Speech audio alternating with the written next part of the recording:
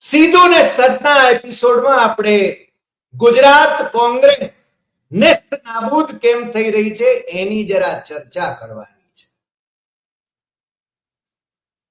અગાઉ પણ આપણે કેટલીક વાર ચર્ચા કરી છે, પણ હવે તો પુરાવા મળી રહ્યા છે કે ગુજરાત કોંગ્રેસ જેના પ્રમુખ કા જગદીશ ઠાકોર હોય કે અમિત ચાવડા હોય, એ આરએસએસ સાથે કેવી રીતે ઇલું કરી રહી છે અને રાહુલ ગાંધીનું નાક વાઢીને એના હાથમાં આપી દેવા માટે અમિત ચાવડાની મંડળી કામે લાગી છે, એની આજે હું વાત કરી રહ્યો છું. પુરાવા મળે ત્યારે વાત કરવી પડે. ક્યારેક કેટલાક લોકો અમે જ્યારે સત્તા પક્ષને સવાલ કરીએ છીએ ત્યારે એ કહે છે કે કોંગ્રેસને તમે બિરદાવો છો, સત્તામાં જે હોય એને સવાલ કરવા એ જ પત્રકાર ધર્મ છે અને અમે એ પત્રકાર ધર્મ નું અનુસરણ કરીએ છીએ અને ઘરના રોટલા ખાઈએ છીએ. પણ અમિત ચાવડાની કોંગ્રેસ કે પછી જગદીશ ઠાકોરની કોંગ્રેસ કે સિદ્ધાર્થ પટેલની કોંગ્રેસ કે ભરતસિંહ સોલંકીની કોંગ્રેસ કે શક્તિસિંહ ની કોંગ્રેસ એ કેમ મરવા પડી છે અને 2027 ની વિધાનસભામાં પણ ભારતીય જનતા પાર્ટીને સત્તા તાસક પર આપવા માટે કેમ તૈયાર થઈ છે એનું એક શ્રેષ્ઠ ઉદાહરણ, તો હલકામાં હલકું ઉદાહરણ કહી શકાય, પણ એનું જગાડવા મારતું ઉદાહરણ એ હમણાં અમારી પાસે આવ્યું છે. મધ્ય ગુજરાત મુસ્લિમ સેવા સમાજ કરીને આરએસએસ વાળાઓની એક સંસ્થા ઊભી થઈ છે. આરએસએસ ની સ્થાપના 1925માં મુસ્લિમ વિરોધની ભૂમિકા ઉપર રચાઈ હતી અને જીણાના મુસ્લિમ લીગ અને સાવરકર ડોક્ટર હેડગેવાર ના હિન્દુ સંગઠન એ અંગ્રેજોની કુર્નિશ બજાવવા માટે જ સ્થપાયા હતા. કોંગ્રેસ આઝાદી માટે લડી રહી હતી ત્યારે જીણાની મુસ્લિમ લીગ અને સાવરકર ડોક્ટર હેડગેવાર ના હિન્દુ સંગઠનો એ સાથે મળીને બંગાળ, સિંધ અને વાયવ્ય પ્રાંતમાં અંગ્રેજોની કૃપાથી અંગ્રેજોની કુર્નિશ બજાવીને સત્તાનો ભોગવટો કરી રહ્યા હતા. એ આપણે જાણીએ છીએ, કારણ કે તમે આપણા દર્શકો એમને તો સાચો ઇતિહાસ, ટકોરાબંધ ઇતિહાસ, દસ્તાવેજી ઇતિહાસ આપણે જેને રજૂ કરેલો છે અગાઉના એપિસોડ, અને કોઈની તાકાત નથી કે આને નકારી શકે. પણ ઇતિહાસ અત્યારે લંબાઈ ગયો છે. આ જે સંસ્થાની વાત હું કરી રહ્યો છું એ કોઈ મધ્ય ગુજરાત મુસ્લિમ સેવા સમાજ છે અને એમાં છે ને કાર્યક્રમને શોભાવનારા મહાનુભાવો જે છે એમાં આરએસએસ ના ડોક્ટર ઇન્દ્રેશ કુમાર જી, પાછા ઇન્દ્રેશ કુમાર પોતે તો છે ને પોતાનું નામ એ ઇન્દ્રેશ કુમાર તરીકે જ લખાવે છે, પરંતુ આ લોકો એટલા લડીને એમને જી લગાડી દે છે એટલે એ એમાં લખ્યું છે મુખ્ય મહેમાન એમના છે અને નેશનલ એક્ઝિક્યુટિવ ના મેમ્બર છે. આરએસએસ ના નેશનલ એક્ઝિક્યુટિવમાં મારા ઘણા બધા મિત્રો આજે પણ છે. એમની સાથે મને જ્યારે આરએસએસ વિશે પ્રશ્નો થાય છે ત્યારે હું પૂછું પણ છું. અને આ ઇન્દ્રેશ કુમારને પત્રકાર શિરોમણી ને મારા કોલમિસ્ટ રહેલા, મુંબઈમાં મારા કોલમિસ્ટ રહેલા મુઝફ્ફર હુસેન સાથે હું મળેલો પણ છું. અને તમને ખ્યાલ છે કે સુદર્શનજી જે આરએસએસ ના સરસંઘચાલક હતા, એ જ્યારે ભિંડી બજારમાં ગયા હતા મુસ્લિમોને મળવા માટે, એ ઘટનાક્રમ ના સાક્ષી મુઝફ્ફર હુસેન અને પતંગે એ બંને જણા હતા અને એ મારા સન્મિત્રો રહ્યા છે. હવે તો મરહૂમ થઈ ગયા મુઝફ્ફર હુસેન, પણ મુસ્લિમોના વિરોધની મૂળભૂત ભાવના સાથે સપાયેલી રાષ્ટ્રીય સ્વયંસેવક સંઘ નામની સંસ્થા નાગપુરના કોંગ્રેસના, નાગપુર શહેર કોંગ્રેસના joint secretary doctor Keshav Baliram Hedgewar અને બીજા 24 જણાએ સ્થાપેલી આ સંસ્થા 1925માં એની સ્થાપના થઈ, 26માં એનું નામકરણ થયું અને ડોક્ટર હેડગેવાર એ 26માં એના સરસંઘચાલક થયા. અત્યારે આ આરએસએસ એ શતાબ્દી ઉજવે છે અને એ આરએસએસ નું કેન્દ્રમાં શાસન છે, કારણ કે ભારતીય જનતા પાર્ટી એનું બચ્ચું છે. હવે તો ભારતીય જનતા પાર્ટીની પાંખ આરએસએસ છે એમ કહેવાનું વધારે યોગ્ય લાગે અત્યારના સંજોગોમાં, કારણ કે મોદી શાહે આરએસએસ પર કબજો જમાવી લીધો છે. પણ આ આરએસએસ ના ડોક્ટર ઇન્દ્રેશ કુમાર જી એ નેશનલ એક્ઝિક્યુટિવ મેમ્બર આરએસએસ અને માર્ગદર્શક રાષ્ટ્રીય મુસ્લિમ રાષ્ટ્રીય મંચ એ મુખ્ય મહેમાન છે. અને બીજા એક ડોક્ટર શાહિદ અખ્તર સાહેબ છે, રાષ્ટ્રીય સંયોજક મુસ્લિમ રાષ્ટ્રીય સંઘ મંચ, એ આરએસએસ નું મુસ્લિમ સંગઠન છે. હવે એની નીચે જઈએ જરા. એ નિમંત્રણ પત્રિકા મારી પાસે છે અને એ નિમંત્રણ પત્રિકામાં જેમનું નામ છે એ જનાબ સૈયદ કદીર પીરઝાદા સાહેબ. આમ તો એ માંગરોળ ગાદીના મોટા મિયા એટલે કે એક ધર્મગુરુ પણ છે, પરંતુ નીચે એમનો ધર્મગુરુ તરીકે અથવા તો ગાદીપતિ તરીકેનો એમનો ઉલ્લેખ આવે છે. પરંતુ કોંગ્રેસના, ગુજરાત કોંગ્રેસના એ વર્કિંગ પ્રેસિડેન્ટ છે અને સુરતમાં કોઈ બેઠક જીતાડી શકે એમ નથી, ન ધારાસભ્યની ન સંસદ સભ્યની. આ એમની વજૂદ છે, આ એમની વજૂદ છે. અને એમના વિશે એવું કહેવાય છે કે ઇન્દિરા ગાંધીના ફોટા ઉપર એમણે પેશાબ કર્યો હતો અને એમને સોનિયા ગાંધીએ સસ્પેન્ડ કરી દીધા હતા, પાર્ટીમાંથી કાઢી મૂક્યા હતા. પરંતુ અહેમદ પટેલની કૃપાથી સુનિલ દત્તની મારફત એમને પાર્ટીમાં પાછા રાખવામાં આવ્યા અને આ જનાબ સૈયદ કદીર પીરઝાદા સાહેબ એમના એક ભાષણનો ઉલ્લેખ પણ, ભાષણ એવું હશે તમારે સાંભળવું હશે તો હું સંભળાવીશ પણ ખરો. કોંગ્રેસની ઘોર ખોદવા માટે જે કામ કરી રહ્યા છે એની હું વાત કરું છું. બીજા એક જનાબ વજીર ખાન પઠાણ છે, મુસ્લિમ અગ્રણી અને સામાજિક કાર્યકર છે. આ વજીર ખાન પઠાણ એ કોંગ્રેસના, ગુજરાત કોંગ્રેસના માઇનોરિટી સેલના એ વડા છે. અમિત ચાવડા ના સમયમાં પણ અને જગદીશ ઠાકોરના સમયમાં પણ આ બંને મહાનુભાવો કોંગ્રેસના હોદ્દા ઉપર રહ્યા અને મુસ્લિમોના મસીહા તરીકે જાણે કે કોંગ્રેસે એમને કુર્નિશ બજાવી અને એ બંને મહાનુભાવો સામે કોઈ પગલા આજે લેશે કે કેમ, કારણ કે રાહુલ ગાંધી આરએસએસ ની વિરુદ્ધમાં, આરએસએસ ની વિચારધારાની વિરુદ્ધમાં એ રાષ્ટ્રીય સ્તરે એ સંઘર્ષ કરે છે.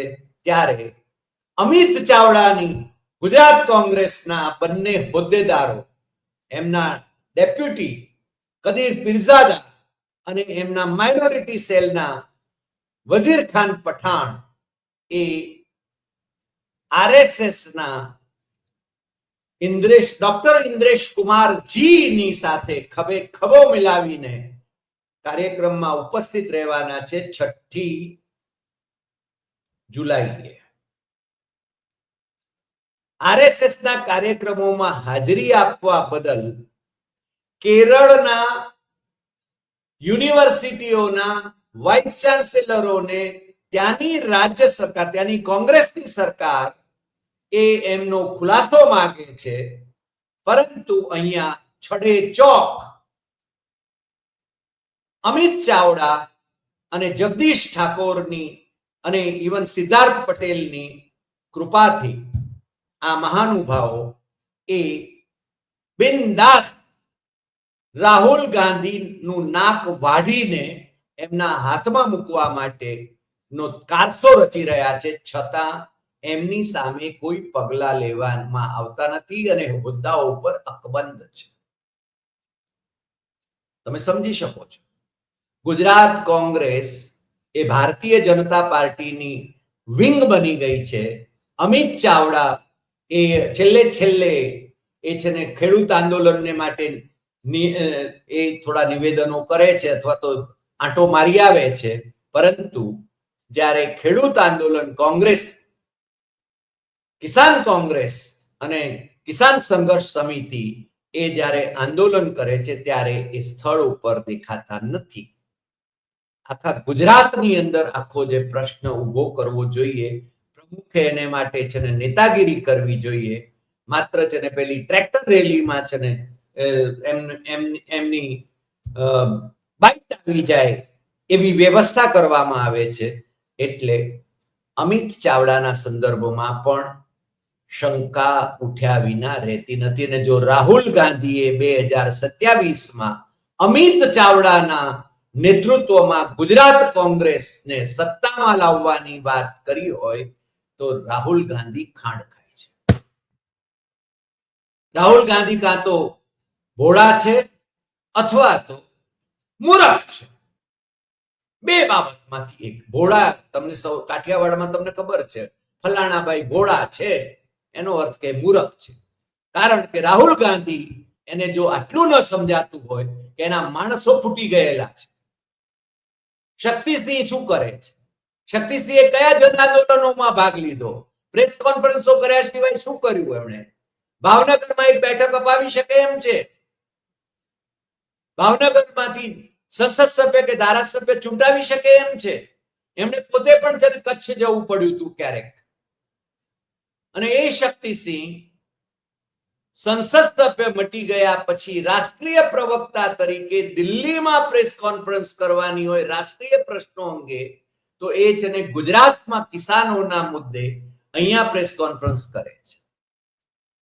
તમે વિચારો, ભાઈ દિલ્હીમાં કરો ને, અદાણી અને અંબાણીની સામે જંગ ખેલો ને. રાહુલ ગાંધીના એટલા બધા લેફ્ટનન્ટ તમે હો તો, પણ તમે ખરેખર રાહુલ ગાંધીના લેફ્ટનન્ટ છો કે અદાણી અંબાણીના લેફ્ટનન્ટ છો? રામદેવને ગેનીબેન ઠાકોરના ઘરે બોલાવો છો અને ફોટો પડાવીને સોશિયલ મીડિયામાં તમે શેર કરો છો. જે રામદેવ મોદીના ખાસમ ખાસ છે, એટલે તમે છે ને ભારતીય જનતા પાર્ટી તરફ વળી રહ્યા છો એમ એવા સંકેતો આપવા માંગો છો.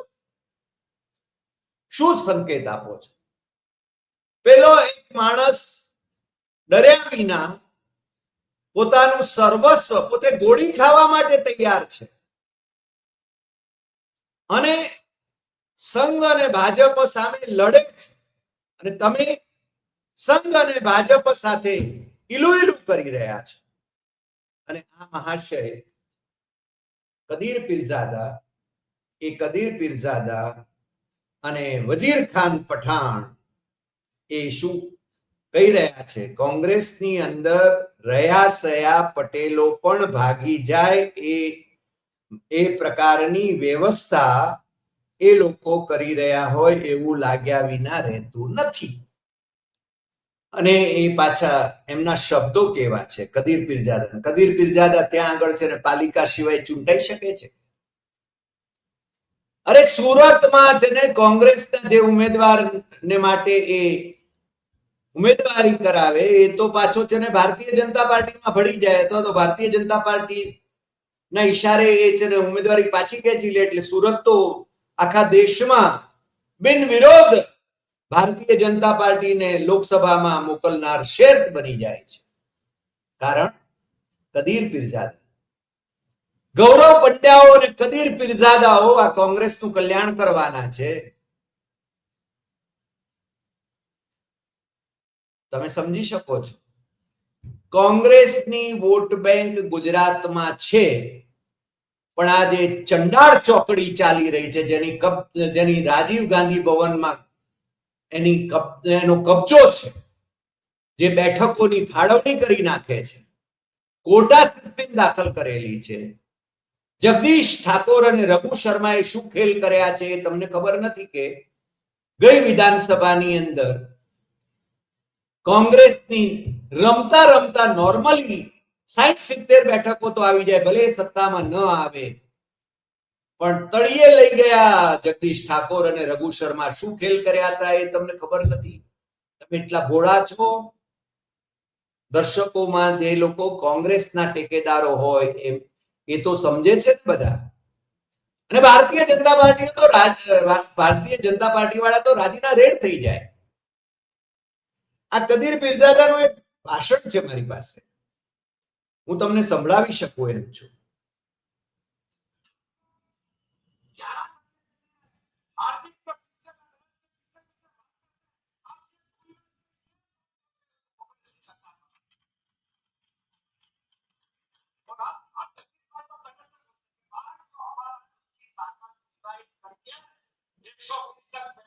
कोशिश करो और मेरे को जोड़ो. हमको भूल जाओगे तो क्या होगा? हमको प्रतिनिधित्व क्या होगा? आज आपको कहना चाहता हूं कि खुद ही इतना कहत करती इंशाअल्लाह मुझे बोल के रजा मजा करना छोड़.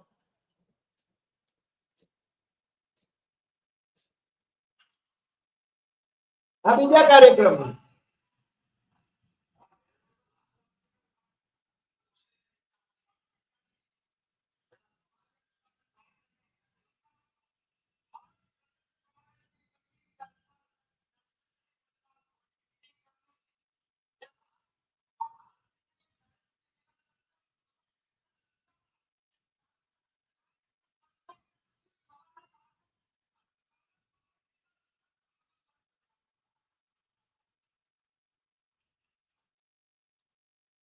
આ કદીર પીરઝાદા જ્યારે બોલે છે, ગુજરાતના પટેલો 11% પટેલો એમની વાહે હું કામ લાગેલા છો? આ હાર્દિક પટેલ અને નરેશની સામે એની વાહે વાહે હું કામ જાઓ છો? એમ કહેનાર માણસ એ મુસ્લિમોના વોટ પણ કોંગ્રેસને અપાવી શકવાની સ્થિતિમાં નથી. અને એ માણસ પટેલોને કોંગ્રેસમાંથી ભારતીય જનતા પાર્ટીમાં મોકલવાની જાણે કે સોપારી લેતો હોય એવો પ્રશ્ન તમને થયા વિના રહેતો નથી. ઇન્દ્રેશ કુમારની સાથે એ છે ને બેસે, એનો મતલબ શું થયો? એનો મતલબ એ થયો કે રાષ્ટ્રીય સ્તરે રાહુલ ગાંધી જે પાર્ટીને બિલ્ડઅપ કરવા માંગે છે એ પાર્ટીને તોડી નાખવા માટે આ કદીર પીરઝાદાઓ એ કામે વળેલા છે, વઝીર ખાનો કામે વળેલા છે. કારણ એમના ધંધા ચાલે. વઝીર ખાન તો બિલ્ડર છે, લાખોના ડોનેશન આપે છે, અને બિલ્ડરોને પોતાના નકશાઓ, જમીનોના ધંધામાં સરકારની ખૂબ જરૂર પડે છે. તો એ કોની સાથે છે? કોંગ્રેસ સાથે છે કે પછી ઇન્દ્રેશ કુમાર સાથે છે? મને લાગે છે કે રાહુલ ગાંધીએ આની કોગ્નિઝન્સ લઈને આ બંને મહાનુભાવોને કાઢી મૂકીને એક એક્ઝામ્પલ સેટ કરવાની જરૂર છે. અન્યથા રાહુલ ગાંધીએ ગુજરાતને ભૂલી જવું જોઈએ. અને રાહુલ ગાંધીની આજુબાજુ જે કોટરી એને સાચી વાતથી પરિચિત ન થવા દે તો રાહુલ ગાંધીએ ઢાંકણીમાં પાણી લઈને બુડી મરવું જોઈએ. સત્તામાં આવવાના સ્વપ્ન તો ભૂલી જ જવા જોઈએ. 27માં મોદી શાહના ગુજરાતમાં અમે સત્તામાં આવીશું. શું ખાક સત્તામાં આવશો? અમિત ચાવડાઓ તમને સત્તામાં લઈ આવશે, આ જગદીશ શાહો લઈ આવશે, સિદ્ધાર્થ પટેલો લઈ આવશે, શક્તિસિંહ ગોહિલો લઈ આવશે, ભરતસિંહ સોલંકીઓ લઈ આવશે, કદીર પીરઝાદાઓ લઈ આવશે, વઝીર ખાનો લઈ આવશે. બેનશ્રી ઉત્તર ગુજરાતમાં બનાસકાંઠા બેઠકમાંથી ગેનીબેન ઠાકોર કોંગ્રેસના એકમાત્ર લોકસભા સભ્ય ગુજરાતમાંથી જીત્યા હતા. એમણે એક પત્ર લખ્યો કેટેગરાઇઝેશનના સંદર્ભમાં, ઓબીસીના કેટેગરાઇઝેશનના સંદર્ભમાં, અને મેં એમને સીધું પૂછ્યું હતું. મેં કીધું બેન ભાજપમાં જોડાવાના છો? મને કે કેમ? મેં કીધું જે પત્ર લખ્યો છે એ મોદીની નીતિ પ્રમાણેનો છે. અરે મારા પીએ લખી નાખ્યો છે. મેં કીધું તમારો પીએ જો મોદી મોકલતા હોય તમારે કાઢી મૂકવો જોઈએ. અને જે જિલ્લાની અંદર કોંગ્રેસની જિલ્લા પંચાયત, તાલુકા પંચાયત રચાતી હોય, સરપંચો એના થતા હોય, બનાસકાંઠા જિલ્લો 2 જિલ્લા થયા, અને ગેનીબેન ઠાકોરે આ વખતે જે પરિસ્થિતિ નિર્માણ કરી એમાં કોંગ્રેસનું નામું નંખાઈ ગયું. ભારતીય જનતા પાર્ટી સ્થાપિત થઈ ગઈ. હું જે કહી રહ્યો હતો એ જ દિશામાં આગળ વધી રહ્યું. દિયોદરમાં કોંગ્રેસીઓ લડ્યા અને સુપ્રીમ કોર્ટ સુધી લડીને પણ એમણે છે ને ન્યાય અને નિષ્ઠાનો પરિચય આપ્યો. એ તમે જોઈ શકો છો. પણ દિયોદર જેવા ઉદાહરણ કેટલા? કોની કોની ભાગીદારી ભારતીય જનતા પાર્ટીના નેતાઓ સાથે છે એનું લિસ્ટ બનાવવા માંડો. રાહુલ ગાંધીએ મંગાવવું જોઈએ ગુપ્તચર વિભાગ. એનો કોંગ્રેસનો ગુપ્તચર વિભાગ હશે ને એની પાસેથી કે કયા કોંગ્રેસી નેતાઓ એ ભારતીય જનતા પાર્ટીના કયા નેતાના ભાગીદાર છે. તમને ખ્યાલ છે અમે ક્યારેક અજય પટેલના એક ભાગીદારની વાત કરી હતી. અજય પટેલ એટલે અમિત શાહના ખાસમ ખાસ એમના ભાગીદાર રોહન ગુપ્તાની વાત કરી હતી. રોહન ગુપ્તાને એ વખતે ગમ્યું નહોતું, પણ રોહન ગુપ્તાને કાઢી મૂકવાનું, હોદ્દા ઉપરથી દૂર કરી દેવાનું પગલું ભર્યું. પરંતુ એ રોહન ગુપ્તાને લોકસભાની બેઠક કોંગ્રેસે પાછી આપી અને એને જેને કોંગ્રેસના મોઢા ઉપર કાદવ ફેંકીને એ ભારતીય જનતા પાર્ટીમાં જતા રહ્યા. અને આજે કોંગ્રેસમાંથી જે લોકો ભારતીય જનતા પાર્ટીમાં ગયા છે કોંગ્રેસની ઘોર ખોદી રહ્યા છે.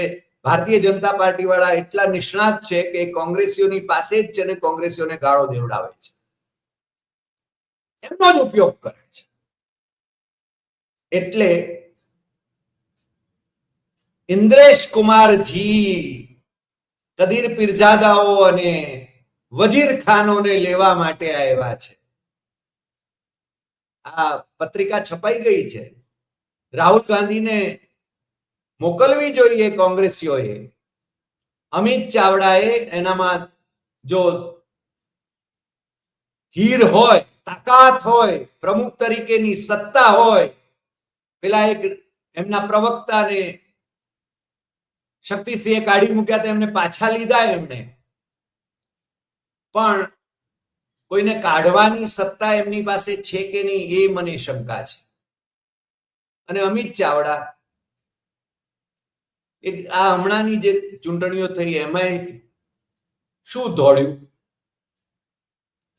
માણસ સોજો છે, મીઠી વાત કરે છે, પરંતુ એનાથી રાજકીય દ્રષ્ટિએ પ્રગતિ થઈ શકતી નથી. અને આવા માણસોને તમે સત્તામાં મૂકો અને પાછા બીજી વખત હારી જાય એટલે રાજીનામું આપે અને છતાંય તમે એને સત્તા એને પાછા હોદ્દા ઉપર મૂકો. તો મને લાગે છે કોંગ્રેસે આપઘાત કરવાનું જ નક્કી કર્યું છે, અથવા તો અમિત ચાવડાના નેતૃત્વમાં ગુજરાત કોંગ્રેસ ભારતીય જનતા પાર્ટીમાં ભેળવી દેવાનો કારસો રચાયો છે, એવું કયા વિના ચાલે એમ નથી. આજે આટલી વાત. ફરી મળીશું નવા એપિસોડમાં નવા વિષય સાથે. તમને જો આ એપિસોડ ગમ્યો હોય તો સૌથી વધુ શેર કરશો, લાઈક કરશો, કમેન્ટ કરશો અને આપણી યુટ્યુબ ચેનલ ડોક્ટર હરિદેસાઈ સત્યમેવમ તથ્યમ એ સબસ્ક્રાઇબ કરવા માટે મિત્રોને દેશમાં અને વિદેશમાં જરૂર જણાવશો, કારણ કે આપણે સાચી વાત, ટકોરાબંધ વાત કહીએ છીએ. કેટલાક લોકોને મરચું લાગે તો લાગે, એમાં અમારે શું? અમે તો અમારા ઘરના રોટલા ખાઈને મોજમાં છીએ. કેટલાક 2 રૂપિયા કે 5 રૂપિયા વાળા પેલા ટ્વીટ કર્યા કરતા હોય છે અંધભક્તો, તો એની બહુ હાડાબારી અમે રાખતા નથી. એમને કોણે ગળાપટ્ટો બાંધીને કહ્યું કે ભાઈ તમે અમારી ચેનલ જુઓ? નમસ્કાર.